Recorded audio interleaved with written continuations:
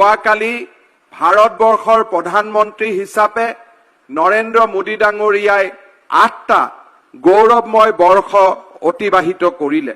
আজিৰ দিনটোত প্ৰধানমন্ত্ৰী নৰেন্দ্ৰ মোদী ডাঙৰীয়াই সমগ্ৰ ভাৰতবৰ্ষৰ জনতাৰ বাবে কৃষক সন্মান নিধিৰ 11তম যিটো ইনষ্টলমেণ্ট বুলি আমি কওঁ, সেই 11তম ইনষ্টলমেণ্টটো আজি সমগ্ৰ দেশবাসীৰ বাবে মুকলি কৰিব। প্ৰায় 21,000 কোটি টকা, প্ৰায় 10 কোটি কৃষকৰ বেংক একাউণ্টলৈ এই টকা সোমাব। ইয়াৰ লগতে সংগতি ৰাখি তাৰ প্ৰাক মুহূৰ্তত আমিও সমগ্ৰ অসমতে প্ৰধানমন্ত্ৰী আৱাস যোজনাৰ বাবে প্ৰধানমন্ত্ৰী নৰেন্দ্ৰ মোদী ডাঙৰীয়াই আমাক আবলটন দিয়া 5 লাখ ঘৰৰ প্ৰথম ইনষ্টলমেণ্ট অৰ্থাৎ 32,500 টকাকৈ আমি হিতাধিকাৰীসকলৰ বাবে মুকলি কৰি দিম। তো এই প্ৰধানমন্ত্ৰী আৱাস যোজনাৰ বাবে যি আমি টকা দিছো, সেই টকা বেলেগ কামত খৰচ কৰাটো এটা দণ্ডনীয় অপৰাধ। সেইকাৰণে কোনোবা যদি ধৰুৱাই আপোনালোকক টকা খোজে, আপোনালোকে গৈ আমাৰ কাষৰ থানাক ক'লেও আমি বাকী কথা নহলেও এই টকাখিনি যাতে কোনেও অপব্যৱহাৰ কৰিব নোৱাৰে, সেইখিনি আমি চাই দিব পাৰিম। সেইবাবে আপোনালোকক মই অনুৰোধ কৰিম, আপোনালোকে যেন এই টকাৰ সদ্ব্যৱহাৰ কৰে।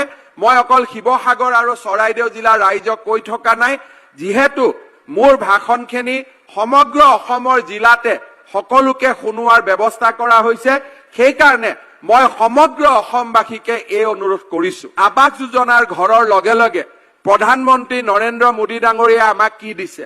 তেখেতে কৃষক সন্মান নিধি, ক্ষুদ্ৰ চাহ খেতিয়কে হওক, ধান খেতিয়কে হওক, যোনে নিজৰ মাটিত খেতি কৰে, তেওঁলোকৰ বাবে প্ৰধানমন্ত্ৰী ডাঙৰীয়াই কৃষক সন্মান নিধিৰ ব্যৱস্থা কৰিছে। অসমত আমাৰ 27 লাখ কৃষক আছে, কিন্তু আমাৰ মাজত সচেতনতাৰ অভাৱ হোৱা কাৰণে আমি এতিয়াও 27 লাখ কৃষকক এই সুবিধা আমি দিব পৰা নাই।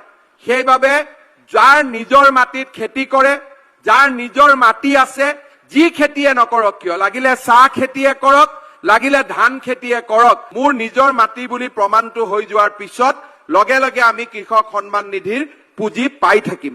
এই ক্ষেত্ৰত আমাৰ ৰাজনৈতিক কৰ্মীসকলক আৰু আমাৰ সমাজৰ আগশাৰীৰ লোকসকলক মই অনুৰোধ কৰিম, যাতে আমাৰ দুখীয়া নিচলা প্ৰত্যেকজন মানুহে প্ৰধানমন্ত্ৰী কৃষক সন্মান নিধিৰ পুঁজি পায়, তাৰ বাবে যেন সকলোৱে তেওঁলোকক সহযোগিতা কৰে।